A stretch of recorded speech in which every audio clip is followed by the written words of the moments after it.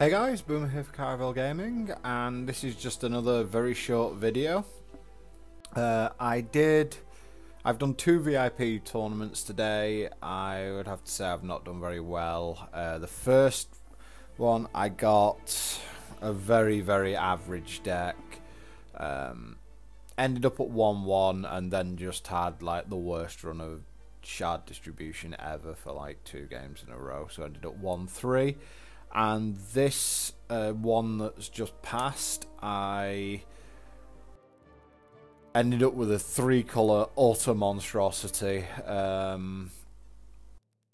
I had the tools, I think, to go humans, and I didn't do it because I had an extinction. I got really sort of carried away by having an extinction.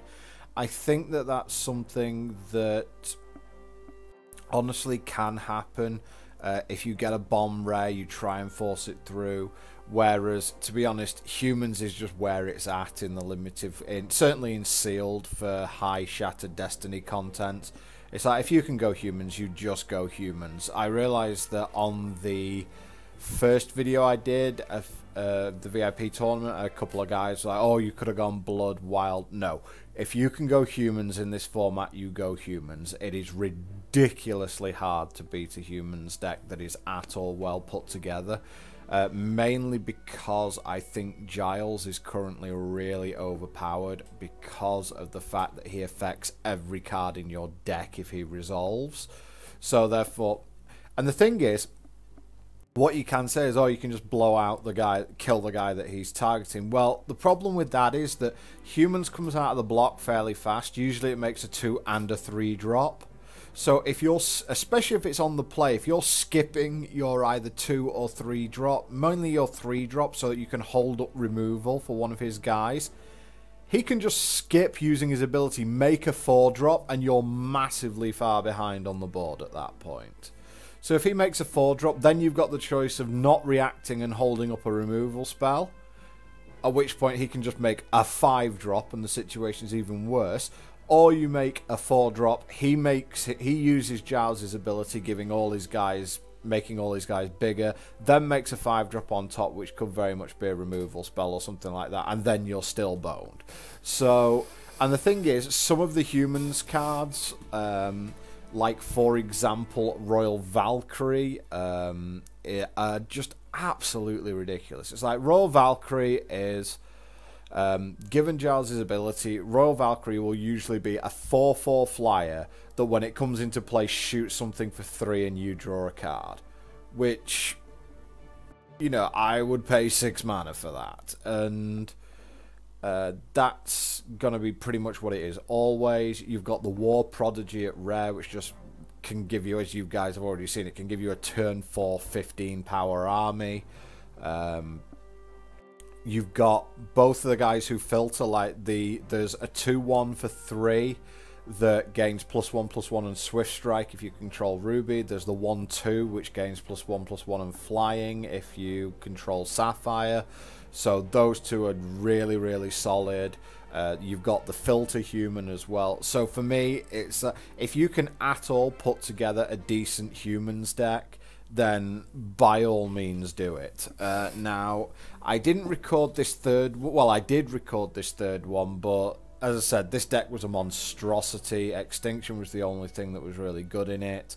I won one matchup basically due to my opponent timing out. Apparently there was a DDoS attack on the US at the time, so there was a huge amount of lag. So basically I got a free win, which meant that I've got another 2 of the alternate art, another alternate art Inquisitor and another alternate art Grolk. So, you know, I kind of got them on the free, but I'm absolutely fine with that. More top hats, they're always good. And basically I ended up with an extinction, a Psychotic Arsonist. I think this guy's really good, by the way. I think that in burn decks he's super good. Because although his ability looks symmetrical, it really isn't. Because burn spells are going to be cheaper. So you're going to be able to go sort of guy, kill your guy, make this in, or make this in, do something after it, and just keep going. And your opponent can end up getting stuck with cards in hand. There was a card in Magic the Gathering that was very similar. Goblin Guide was a 2/2 with speed or haste for 1. But when it attacked, your opponent could look at the top card of his library, and if it was a land, put it into his hand. It didn't matter. The 2/2 for haste was just ridiculous, and this guy is symmetrical, and 2/2 for haste is 2/2 haste for 2 is still fine. So I think if aggression becomes a big thing, I think this guy will see a lot of play. And to be honest, given the fact that we're seeing a lot of sort of the Sapphire Diamond deck that did well at the Bloodshard event, I honestly think that Ruby sort of psychotic aggro definitely has a place in the meta at the moment, because basically that Diamond deck likes to go 1-for-1 an awful lot. If you can drop 2 or 3 threats before they go 1-for-1, just go nice counter magics, bro, in, then that's going to be, you know, that's really where you want to be. Now, that's going to be held back a little bit by Buccaneer and Time Ripple as well. So, you know, there's a lot of play, I think, in the game. Currently, Diamond Sapphire is the way that a lot of people are going to go because it won the Blood Cup. But I think that if the meta becomes all that deck, there are going to be some counteractions that you're going to see to it. Got a Gas Troll, didn't play it. Replicator's Trance is very situational, didn't really play much of that. But I got triple Mentor, and that was pretty much what saw me through. I ended up actually going 4 colours because of the Royal Valkyrie. I actually splashed this in a 3-colour deck. That's how weak my deck was. But pretty much every time I played this, I won. And that tells you an awful lot about how powerful that card is. I did have fixing, by the way, just in case thing. This guy was also a bit of an all-star. The splash of Diamond really helped for that. But yeah, the deck was an absolute mess. It was one of those where you've got decent cards in all colours, but you don't quite have enough to throw together a coherent strategy.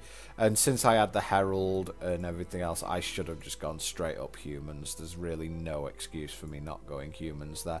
I probably had at least a 3-win build of humans, and I got taken in by the extinction. So yeah, my rule for this set is basically going to be: if you draft humans, if you can draft a humans deck, draft it at the expense of everything else, unless you have an utterly bonkers deck that you can throw together. Because humans is just better than everything else, and by a long way, I'm pretty sure in this.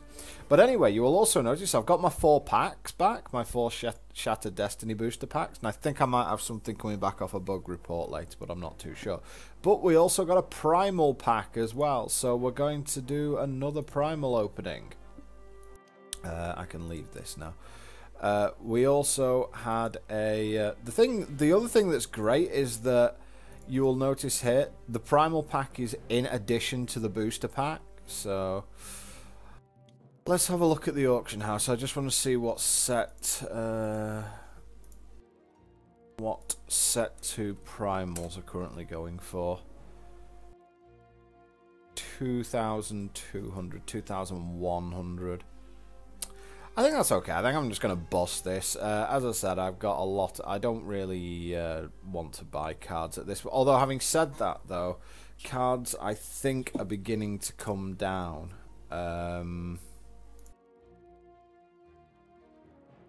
Monsoon. Is it Monsoon? Monsoon, yeah. They are beginning to come... Nah, he's not beginning to come down at all. Well, he is, actually. I've seen him as high as 1,500s. So he's coming down a little. I actually think this guy, to me, is phenomenally overrated. It's like everyone seems to be wanting to put him in decks at the moment. There's a few... just let me bring him up. There's a few guys who put together like wild Sapphire decks and like Diamond Packs of Pain decks. Guys, just look at the stats. He's a 1/2 for 3, and he has a bullseye the size of a the size of a mountain on him. He's just never going to... I see a load of these sort of ramp decks using the guy that lets you put additional resource into play. you're relying on those sort of decks just have real bullet holes that you can put through them, and I think there's just too much removal in the format currently to be playing a deck which falls over if you kill one of its like 8 creatures that actually matter. One thing I did get from earlier today was another alternate art Wrathwood Colossus. I just spent some time spinning chess. I'll show you that when I get through. But for now, I think we're gonna crack this. Let's crack this Primal Pack. I think currently with the price of rares and legendaries, I would rather crack the Primal Pack than put it on the auction house, because some of the legendaries will make back the cost of the Primal Pack anyway, and even if they don't, I'm not really that bothered about it. So, as with the last one, it's time to get disappointed.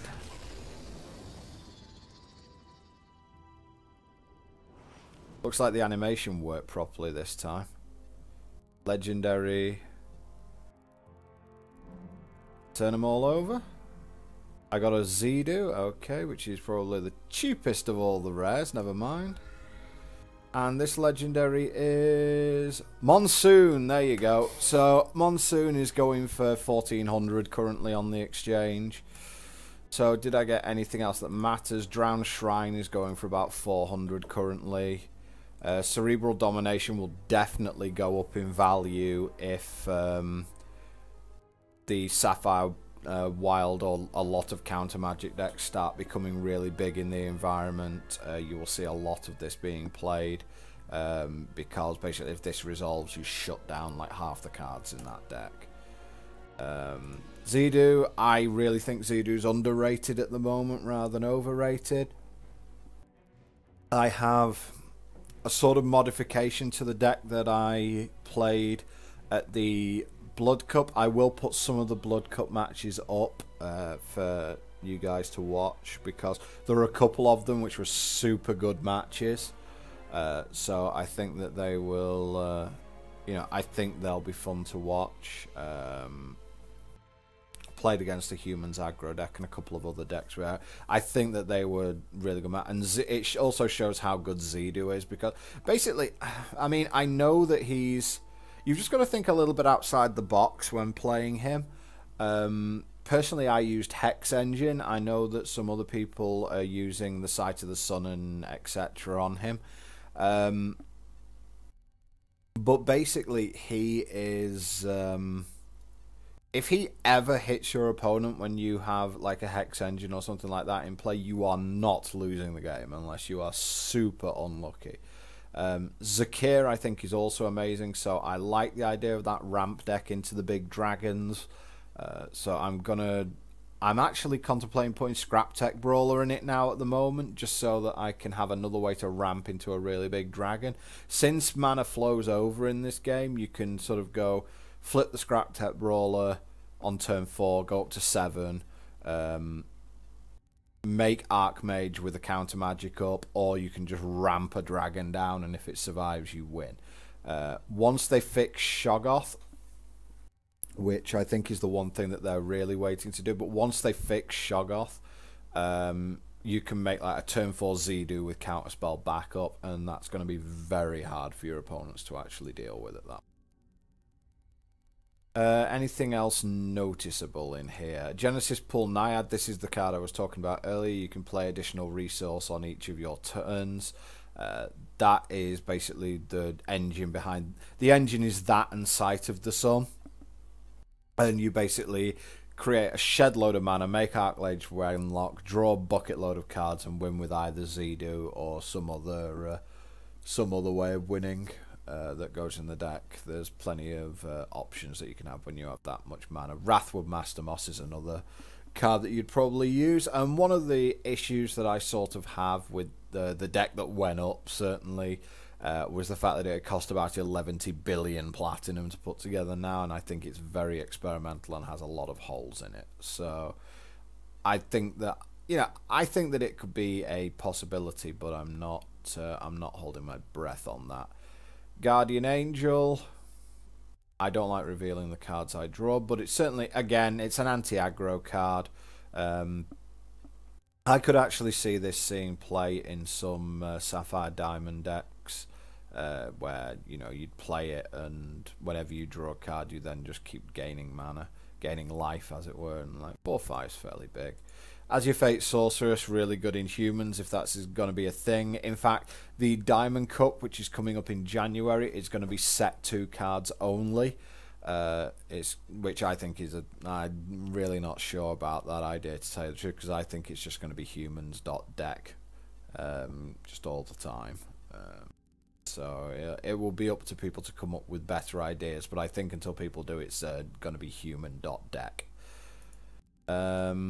Especially since there's no sweepers. Tower Hulk doesn't see any play. Heart of Fire. See, I think this is definitely I think this is an engine card. If you think about it, Burn costs 1, Rage Fire costs 2, Crackling Bolt costs 2, Heat Wave costs 2, although it doesn't deal damage to a champion. So you've got basically those. And with something like a Renlock or something else, you can just start turboing through your deck. And there's other ways. There's going to be there's constants as well that'll let you do things like that. We get another Psychotic Arsonist, which I think is a good pull. Ingenious Engineer, people are going to be desperate to make dwarves work. I just really don't think it will, but again, he's okay. And Phil Cape isn't alternate art, so he probably won't be worth anything. They actually buffed him. He initially was a 3/4 for 5, end of turn reverted all troops. He's now a 4/5 for 5. I think this guy is okay. He's a Master Moss dude as well. Royal Den Mother, check out the bear. Oh my god, the bear, so cute. Pet Mama Bear. It's a angry bear. So that's a 2/2 for 3. And so what does the Den Mother do? Oh, so it's a +1/+1. So you've got this, and you've got the card that gives pet turtles as well. So it's like many pets, but it's a 1/1 for 3. So nope. Her Majesty Queen Grace probably will go in the humans deck if you play it in set 2 only. I don't see why it wouldn't do. You make your humans cheaper, and you make kings, princes, and princesses invincible. So I think that they're all in set 1 though, the kings, princes, and princesses. So you'll probably get away with that. But that's yet another Zedu. But that's my first Monsoon. And if you can't read what it says on it, there's a reason this guy is at 1500 platinum. He's a 3/3 for 3 with Rage 2. So he's already above the curve as far as that goes. He has Tunneling 4. When a troop enters play under your control, if this is underground, secretly add a decoy counter to that troop. When this enters play, put each troop with a decoy counter in your graveyard into play, then remove all decoy counters from all troops you control. So what this card does, you tunnel it on turn 2, and then you go like Darkspire guy, the Darkspire Punishers, Darkspire Priestess, things like that. You just go Darkspires, Darkspires, Darkspires, or you use not Zentos Inquisitor, but like a or Vampire King or something like that. You just make that. Then your opponent's reaction will either be to die to your heal or just get really inconvenienced by it. You can then cast. You can then, the turn before this comes into play, you can then cast Extinction. Yeah, you can then cast Extinction. You get all the effects off your Darkspire troops. You kill all your opponent's troops for your comparison. This then flips into play for free and brings everything back. So if you're not up against a deck which is holding up a shed load of counter magic, you win the moment you do that. Now, is he as effective against decks going counter magic? I'd say he's fine against those decks because you're playing blood. You know, if counter magic decks become a huge deal, then what I would recommend, okay, we'll come out of this now. And I also got a primal chest as well, which actually legendary chest, which actually reminds me, I'm going to do some spinning. I got 20,000 gold, so let's spin some chests. I get another paid spin. Well, that wasn't much good, was it? Oh. Okay, I get 500 gold back. Okay, whatever. That was rubbish. I can't argue too much because I got... So far, I've got like 2 set packs, and I got 2 packs, a set of alternate art sleeves, and an alternate art Wrathwood Colossus from this so far, so not bad. Oh, that was so close. That would have been really nice. I think it would have been like a treble upgrade or something. Oh, well. Got screwed over. I don't even know what mushrooms do. Wow, look at those sleeves. Oh my god, Reactor Bot sleeves. They're really nice. Might have to use those. So that's worked nicely. Spin again. You can see how this ends up getting rid of all your money, can't you? An alternate art reactor bot, huh? This is going fairly well. And I think I got a pack with that as well. No, I didn't. But I got an AA reactor. This chest is doing really well for me. Get rolling. For those of you worried, I do have 70,000 gold or something like that in the... I do have something like 70,000 gold built up, so... And I do only roll... I sometimes roll uncommon chests if I've got a major overflow of gold. Oh, again, really? Damn it. That could have... Again, that could have been a really good upgrade. Hello. Oh. What would that have been? Oh, it would have been an alternate... And since it would have been 3 golds, it probably would have been a... it probably would have been a rare alternate art as well. But I've got a couple of uncommon ones to spin here. So let's do the Shattered Destiny ones, because that's the stuff I'm interested in. Uncommon ones have been very disappointing, funnily enough. If you are looking for just pure value, just spin the common ones for now. Oh? Ship it, another reactor bot. The thing is, the reactor bot might actually see play, so I'm not going to be... I'm not overly... oh god, another one. Yes! Yes, more alternate art reactor bots. I bet they're going for like 10 platinum on the exchange or something, or however low they are. Okay, that one's all over. Oh no, I got another paid spin, okay.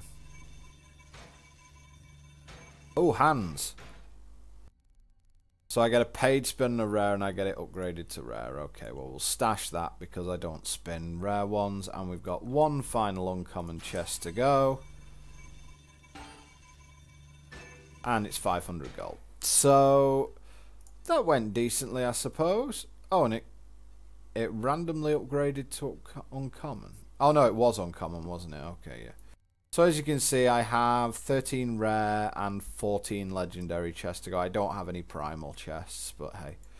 And I've probably run out of gold by now because I did a lot. No, I'm on 51,000, so I spent the gold that I won from the tournament there. Just for a laugh, let's see what these alternate art reactor bots are worth. Probably nothing. Reactor. Yeah, they're worth the minimum. Basically anything that's alternate art can only be listed for like 100 plat. It can't be listed for less than that. But I think if we look on gold, you'll see them up for like 6k gold or something. Yeah, so they're worth it was worth the price of the spin anyway. You can't trade sleeves, so I got away with it there. So I've actually got a couple of nice sleeves there. I've got the Veteran Gladiator ones today. And I got the Reactor Bot ones as well. Those Reactor Bot ones are sweet. I'm going to definitely use those. So how much is Wrathwood going for? Because that was the one that I... that was the one I rolled earlier. So what are alternate art Wrathwoods going for? About 350 to 400 each. So that's okay. Some stuff anyway, plenty of stuff that I rolled there. So this video has gone on a little bit longer than I wanted it to, but it was basically a case of I wanted to have a chat about how things are, how I see the game at the moment. There is one final, the one thing to never do, and I will say this right now, never, because it's VIP tournament weekend, there's going to be a lot of these cards around. You can see me playing around my counterburn deck here. There's going to be a lot of cards going up on the auction house. If you're planning on selling your alternate arts, which I'm definitely thinking of doing, although I do like them, if you're planning on selling your alternate arts, don't sell them the weekend you pick them up. A lot of people made that mistake with the fill cape, the alternate art fill cape. Basically, if you participated in the release events and you 4-0'd one, I believe, you got a alternate art fill cape. And people were putting them up on the exchange for sort of 1,000 platinum, and now, like 3 weeks later, they're 2,500 platinum each. So don't be throwing those up. Don't throw them up immediately. I think there's going to be a lot of like Inquisitors and Grolks on the exchange in the immediate aftermath. So, you know, if we look at only alternate art and we look for Grolk, you'll see there's an absolute shed load of them on the auction house. There's 4 pages of Grolks on the auction house at the moment. That's because people have been earning them this weekend. And if we look at the Inquisitor, yeah, there's 3 pages of Inquisitors as well, and they're all at and they're at 1,200 plat anyway. So, you know, that we're talking probably 7k plat I've earned in. Yeah, we're probably talking sort of 7,000 plat, I think, in terms of alternate arts that I've picked up in the 3 tournaments so far. And the tournaments have all cost me about 3,500 platinum overall. And I've got sort of all of the, picked up all the cards I picked up, like Monsoon. I haven't actually opened a legendary yet in any of my oh yes, did I open Zoltok? No, I didn't. So I haven't actually opened a legendary yet in any of my runs through the VIP tournaments yet. So I'm hoping to fix that tomorrow, because I think that legendaries are sort of 1 in 9. It's either 1 in 9 or 1 in 10. So I've opened, what now? 12 plus, yeah, I've opened 18 boosters without opening a legendary yet. I'm not going to complain too much, because my deck in game 1 was utterly ridiculous. My deck in the first tournament was utterly ridiculous. So you can definitely win these things without getting a bucket load of legendaries, but it obviously does help. In fact, one of the sickest things I saw was in today's morning tournament. The first guy I played, I thought my deck was okay until I played against the first guy I played, and he played all 6 of his rares and legendaries in his deck. He had, in order, 2 Fang of the Mountain Gods. He had Cerulean Mirror Knight. He had Soul Marble. He had Salt Harpy, which is the 0/3 that whenever you cast a spell it gains... 0/3 with Flight, that whenever you cast a spell it gains Rage. It gains Rage 1, so, and Rages accumulate. And he had some other rare or legendary that I honestly can't remember at this time, but it was better than anything I had, put it that way. I really can't remember what it was. That's going to bug me now that I can't remember what his last one was. But basically, he had the, he had the absolute full-on load of what he all his cards being played. So I was I got summarily dismissed by him, and so we've been and so I lost that one, and then things didn't go as well for the rest of it. But as I said, if you want my advice on how to play sealed in this format, go humans. You don't actually need that much for humans to be really, really good. And if you get any of the things that just make it bonkers, like as I said, if you pick up a Hope Heart Unicorn, or if you get a War Prodigy, or if you get, I mean, Alwyn's pretty good as well. You get Alwyn, or you get the Unicorn or something like that. You just go.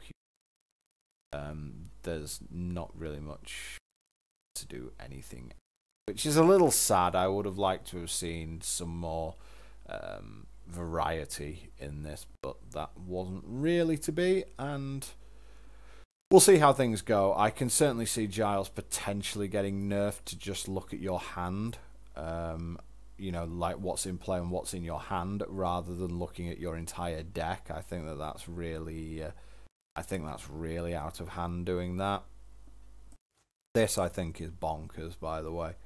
Yet another reason to go humans. This thing's just bonkers. But anyway, guys, I will wrap it up here. We have a Primal Pack opening and my thoughts on the VIP tournaments. Hope you guys enjoyed. And, oh yeah, by the way, the reason to go humans. This guy's insane. He usually just has flight and life drain or something. It's impossible to deal with.